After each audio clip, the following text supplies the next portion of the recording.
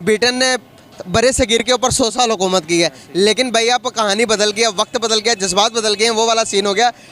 ऋषि सोनक साहब ने इंडियन जबान में ट्वीट किया, हिंदी में ट्वीट किया, यह सबसे बड़ी सिग्निफिकेंट बात है। और दूसरा, ट्रेड की बातें उन्होंने ऋषि सोनक साहब से की। सर, इंडिया वर्ल्ड की 5th लार्जेस्ट इकोनॉमी बन गया यूके को बीट करने के बाद। अब यूके के प्राइम मिनिस्टर भी आए थे ये समिट के अंदर, G20 समिट के अंदर। उनके साथ भी बहुत बड़े मुआहदे हुए, ट्रेड डील हुई कि भाई आप हमें, वो जो उनसे यूके के जो प्राइम मिनिस्टर है जो मौजूदा ऋषि सुनक, वो भी इंडियन ओरिजिन से हैं और हिंदू रिलीजन से ताल्लुक़ रखने वाले हैं। उनका इंडिया की तरफ झुकाव भी बहुत ज़्यादा। इसको प्रेफर किया, इंडियंस को ज़्यादा किसकी चलती थी? इंडियंस की। मुसलमानों को तो उन्होंने नहीं किया, तो वो उनके साथ पहले भी थे, मेरे ख्याल में उनका इन्फ्लुएंस पहले भी था। हाँ, जहाँ भी इंडियंस हैं, they are doing well and they are respected. ना वो क्राइम में इन्वॉल्व है, ना किसी दूसरे नेगेटिव एक्टिविटीज में है। तो इंडिया का जो एक्सपीरियंस होता है लोगों को through Indians who live in their communities is always positive. तो देखिए, आप ऋषि सुनक बन गए हैं प्राइम मिनिस्टर बर्तानिया के, फॉरेन मिनिस्टर ऑफ सिंगापुर भी इंडियन है। तो इस तरह की जो इंडियन डायस्पोरा है, उससे इंडिया का सॉफ्ट पावर भी काफी ऑलरेडी था पहले और अब भी बढ़ रहा है। So these are an important मतलब एस्पेक्ट्स जिसके वजह से इंडिया को इतनी इज्जत इंटरनेशनली मिलती है। मैं आपको बताता हूँ, मैं 4-5 साल पहले I really travelled the Middle East quite a bit to do research on Sufism. तो मैं एक जगह गया था टर्की में, जो बहुत सारे लोग थे, 10,000 से ज्यादा लोग बैठे हुए थे, एक बहुत बड़ी गैदरिंग थी। तो it was impossible for me to go close to the speaker जो शेख थे, लेकिन वो बात गई उनको थ्रू पीपल के there is somebody from India. तो के हिंदुस्तान कह के उठ के आके मुझसे मिल गए, नॉट बिकॉज ऑफ मी और my stature, but because and only because I was from India. Egypt में भी इस तरह का काफी, so there are many places in the world, Europe में भी अब इंडियंस की काफी रिस्पेक्ट होने लगी है and India is beginning to use this. मतलब इंडिया अपनी डिप्लोमेसी में इसका इस्तेमाल भी कर रहा है। तो और उनकी मुलाकातें मोदी साहब की, जब एक तरफ आपका मुल्क जल रहा है, आप अपने कपड़े जूते घर को खुद आग लगा रहे हैं, भारत जो है वो फॉरेन डिप्लोमेसी में नई मंजिलें तय करता जा रहा है।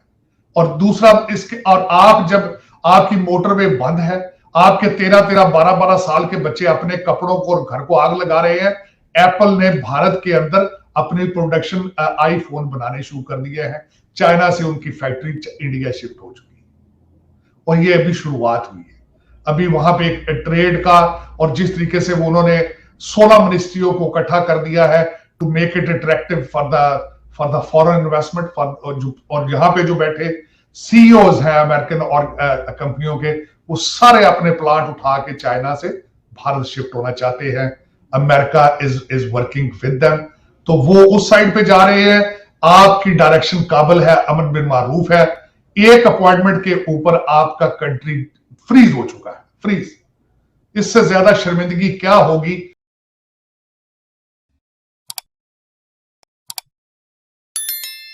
ऋषि सोनक साहब G20 में, आपने जो उससे सबसे बड़ी बात तो ये नहीं बताई कि G20 में उसकी प्रेसिडेंटशिप जो है भारत को मिल चुकी है। जी, इसका सबसे बड़ा सिग्निफिकेंट हमारे रीजन के लिए जरूरी था कि हमारे पड़ोसी जो है अब वो उसको 1 साल को अपना पीरियड लीड करेंगे। और दूसरी बात जो मैं सिग्निफिकेंट बताना चाहूंगा, ऋषि सोनक साहब ने इंडियन जबान में ट्वीट किया, हिंदी में ट्वीट किया, यह सबसे बड़ी सिग्निफिकेंट बात है। और दूसरा, ट्रेड की बातें उन्होंने ऋषि सोनक साहब से की और उनकी मुलाकातें मोदी साहब की, जब एक तरफ आपका मुल्क जल रहा है, आप अपने कपड़े जूते घर को खुद आग लगा रहे हैं, भारत जो है वो फॉरेन डिप्लोमेसी में नई मंजिलें तय करता जा रहा है।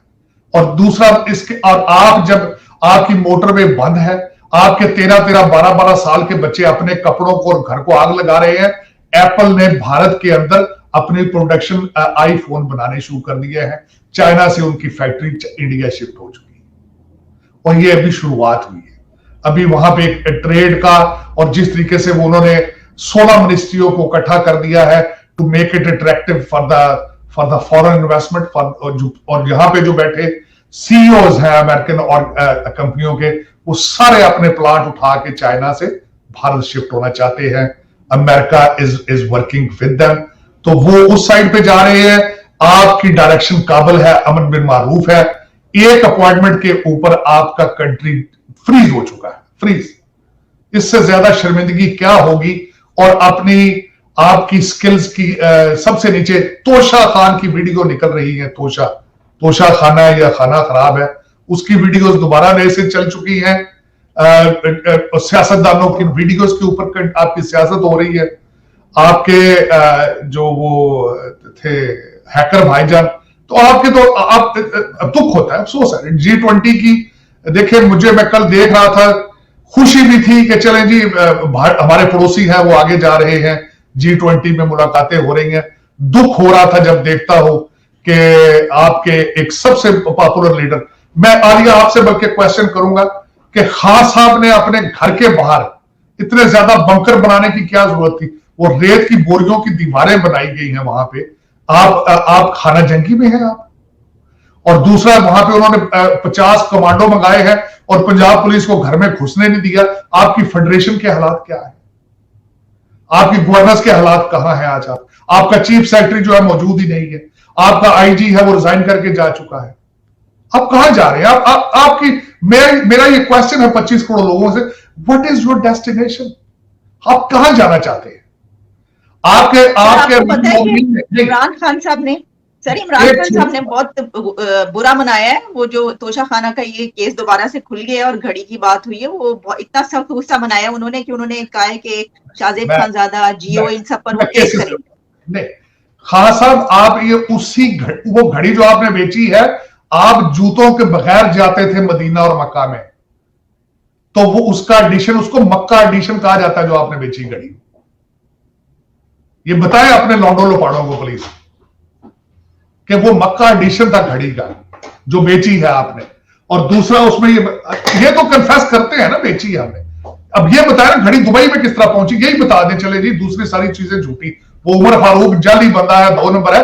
घड़ी आपके तोशा खाना से निकल के दुबई तो पहुंची ना, वो कौन लेके गया? हाँ ठीक है, वो फर्क होगी ना, नहीं बेची होगी, वो मानिका के किसी बच्चे ने बेची होगी। फर्क तो सिर्फ यही है। आप सादिक और अमीन तो नहीं रहे ना आप। मेरा तो मकसद ये है, मेरा तो क्वेश्चन मार्क ये है कि आप इतने टेंटेड हैं, आपके सर्कमस्टांसेस, आपकी मोरालिटी का स्टैंडर्ड ये है। फिर आप मिसालें देते हैं मोदी की, और मोदी की भी कोई घड़ी निकाल के देना यार, कि मोदी को फलां मुल्क ने गिफ्ट किया था तो वो दुबई में बेचा है, इंग्लैंड में बेचा है। ये भी कोई मिसाल दे, कौम को बताए ना। आप मोदी की मिसालें देते हैं आप रोजाना।